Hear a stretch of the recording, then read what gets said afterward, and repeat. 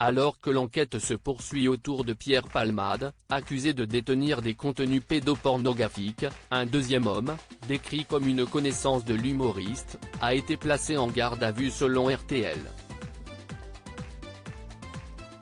Le 10 février 2023 marquera à jamais un tournant dans la vie de Pierre Palmade.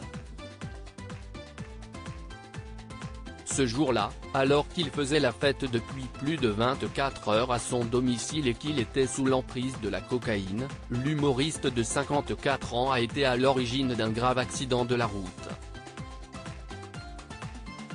Son véhicule a dévié de sa voie pour percuter une autre voiture qui venait d'en face, avec à son bord un homme d'une quarantaine d'années, son fils de 6 ans et sa belle-sœur de 27 ans, qui a perdu le bébé qu'elle portait.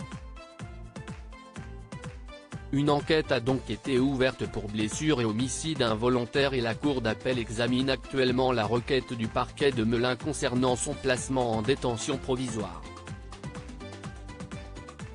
Pour le moment, l'ancienne acolyte de Michel Larocque est assignée à résidence avec un bracelet électronique dans le service d'addictologie de l'hôpital Paul Brousse de Villejuif, Val-de-Marne. Mais cette mise en examen a entraîné l'ouverture d'un second dossier, cette fois-ci pour détention d'images pédopornographiques. En marge de l'enquête, 2 hommes se sont en effet présentés à la police. Le premier affirme que Pierre Palmade se serait vanté auprès de lui de pouvoir disposer sexuellement de 2 enfants, âgés de 9 ans et 7 ans, alors que le deuxième dit être en possession d'une vidéo où l'humoriste visionne du contenu illicite. L'homme en question aurait récupéré cette vidéo après avoir acheté un téléphone portable ayant appartenu à un proche de la star.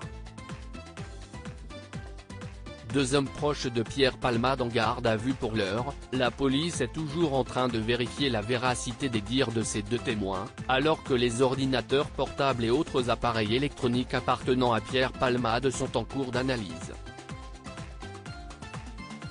Un homme, proche de l'humoriste, a toutefois été placé en garde à vue ce jeudi.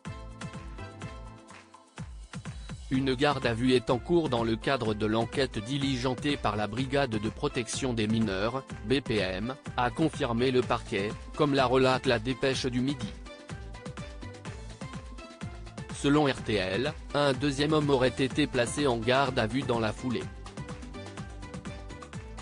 Les enquêteurs ont pu établir que ces 2 hommes apparaissent sur les images transmises à la BPM, sur lesquelles l'humoriste visionnerait du contenu pédopornographique.